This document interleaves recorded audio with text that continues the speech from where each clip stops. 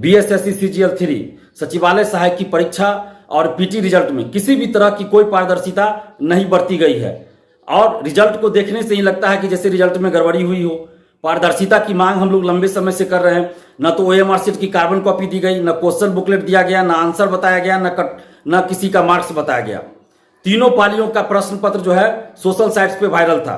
इसके बावजूद भी सिर्फ एक पाली की परीक्षा को रद्द किया गया, बाकी 2 पालियों को रद्द नहीं किया गया। और जिस पाली की परीक्षा रद्द हुई उसकी जब पुनर्परीक्षा 5 मार्च को हुई तो उस पाली का जो रिजल्ट आया है उसमें संख्या काफी कम है, सिर्फ 2600 है। जबकि जिन 2 पालियों का परीक्षा रद्द नहीं किया गया उन पालियों से 4100-4200 करके रिजल्ट है। तो क्या बीएसएससी ने जो परीक्षा रद्द करना पड़ा बीएसएससी को, तो उस वजह से 5 मार्च की परीक्षा में जो शामिल हुए थे अभ्यर्थी उनसे बदला लिया है कि उनको परीक्षा रद्द करना पड़ा और पुनर्परीक्षा करवानी पड़ी? तो बीएसएससी ने उनसे बदला लिया है क्या? बीएसएससी को इसका जवाब देना चाहिए कि क्यों और किन परिस्थिति में 5 मार्च की पुनर्परीक्षा में सिर्फ 2600 ही रिजल्ट क्यों दिया गया, किस आधार पे ये रिजल्ट दिया गया, और परसेंटाइल जो उन्होंने परसेंटाइल पे जो रिजल्ट दिया वो किस आधार पे दिया गया है? हम लोग भी जानना चाहते हैं। 9 लाख अभ्यर्थी, उनके परिवार वाले ये समझना चाहते हैं कि बीएसएससी ने जो रिजल्ट दिया है परसेंटाइल पे, तो उनका परसेंटाइल का क्या तरीका है, बताए बीएसएससी क्या तरीका है।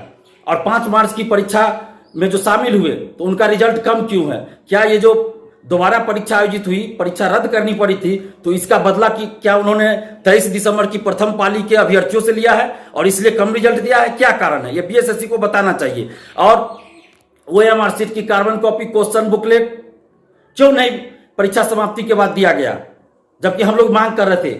जब परीक्षा समाप्ति के बाद आपने नहीं दिया तो बीएसएससी के अध्यक्ष महोदय अब आप कम से कम ऑनलाइन जारी कर दीजिए। हम ये मांग कर रहे हैं आपसे कि अगर आप ईमानदार हैं, अगर बीएसएससी सीजीएल 3 के रिजल्ट में किसी तरह की गड़बड़ी नहीं हुई है, कोई धांधली सेटिंग नहीं है, कोई भाई भतीजावाद नहीं हुई है, कोई पैसा पैरवी नहीं चली है, तो आप online OMR sheet, question, answer और सभी परीक्षार्थियों का मार्क्स जारी कर दीजिए। और जब तक आप ऐसा नहीं कीजिएगा तो इसका मतलब हम लोग यही समझेंगे कि इस रिजल्ट में काफी गड़बड़ी है, बहुत बड़े पैमाने पर धांधली सेटिंग हुई है। अगर धांधली सेटिंग नहीं हुई है तो आप पारदर्शिता लाइए और ऑनलाइन मार्क्स जारी कीजिए सभी परीक्षार्थी का। आखिर परीक्षार्थियों को यह जानने का हक है कि उनको कितना मार्क्स आया। परीक्षार्थियों को यह जानने का हक है कि किस क्वेश्चन का आंसर बीएसएससी ने क्या सही माना है। परीक्षार्थियों को यह जानने का हक है कि ओएमआर शीट में कहीं कोई गड़बड़ी तो नहीं की गई है, क्योंकि सचिवालय सहायक, दरोगा बहाली, सिपाही बहाली में ओएमआर शीट में छेड़छाड़ की जाती है। बाद में ओएमआर शीट में 4-5 गोला रंग के, 10 गोला रंग के, डबल गोला रंग के क्वेश्चन का आंसर गलत कर दिया जाता है और निगेटिव चला जाता है, जिससे जो मेरिट में भी आ सकते हैं वो बाहर हो जाते हैं। ऐसी बातें परीक्षार्थियों ने मुझे बताई है।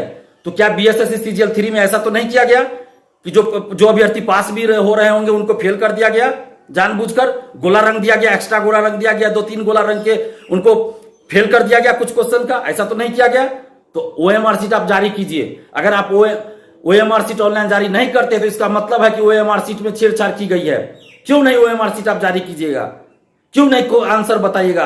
अगर आप आंसर नहीं बता रहे हैं, ऑनलाइन जारी नहीं कर रहे हैं आंसर, तो इसका मतलब है कि आपने गलत आंसर पे कॉपी का मूल्यांकन किया है। सभी का मार्क्स आप क्यों नहीं जारी कीजिएगा? जो आपने 11,000 कुछ रिजल्ट दिया है पीटी का, तो क्या आपने सिर्फ 11,000 कुछ जो रिजल्ट दिया उसी का कॉपी चेक किया, उन्हीं के कॉपी का मूल्यांकन किया, या आपने जितने भी अभ्यर्थी शामिल हुए, चाहे वो 8 लाख हुए हो या जितना हुआ हो, उन सभी अभ्यर्थियों का कॉपी का मूल्यांकन हुआ है?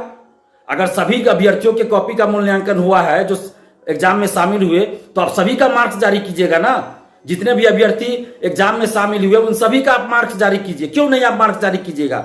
जब बीपीएससी, बिहार लोक सेवा आयोग, संवैधानिक संस्था होने के बावजूद पारदर्शिता लाती है, ओएमआर शीट ऑनलाइन जारी करती है, क्वेश्चन देती है, आंसर जारी किया जाता है, मार्क्स सभी का बताया जाता है, कटअप जारी किया जाता है, तो फिर बीएसएससी, बिहार कर्मचारी चयन आयोग को ऐसा करने में क्या दिक्कत है? क्या इससे देश की सुरक्षा को खतरा है? क्या इससे बीएसएससी को कोई खतरा है? क्या इससे बिहार को कोई खतरा है? क्या खतरा है बताइए, हम लोग जानना चाहते हैं। इससे खतरा भ्रष्टाचार को है, इससे खतरा धांधली सेटिंग को है, इसलिए आप लोग जारी नहीं करना चाहते हैं। और बीएसएससी के अध्यक्ष महोदय, आप सुन लीजिए, अगर आप जब तक पारदर्शिता नहीं लाइएगा, ऑनलाइन मार्क्स सभी परीक्षार्थियों का, आंसर, ओएमआर शीट नहीं जारी कीजिएगा, क्वेश्चन जारी नहीं कीजिएगा, और 2600 ही रिजल्ट 5 मार्च की परीक्षा का क्यों है, पुनर्परीक्षा का 2600 ही क्यों, इसका जवाब नहीं दीजिएगा, परसेंटाइल किस आधार पे आपने दिया है नहीं बताइएगा, तब तक हम लोग विरोध करते रहेंगे, आपको विरोध झेलना पड़ेगा। और बीएसएससी अगर ईमानदार है, अगर बीएसएससी ने CGL 3 की परीक्षा में, CGL 3 के रिजल्ट में कोई गड़बड़ी नहीं किया है, तो ऑनलाइन सभी का मार्क्स, सभी परीक्षार्थी का OMR सीट और क्वेश्चन आंसर सभी ऑनलाइन जारी करे। और जब तक ऐसा नहीं होगा हम लोग विरोध करते रहेंगे।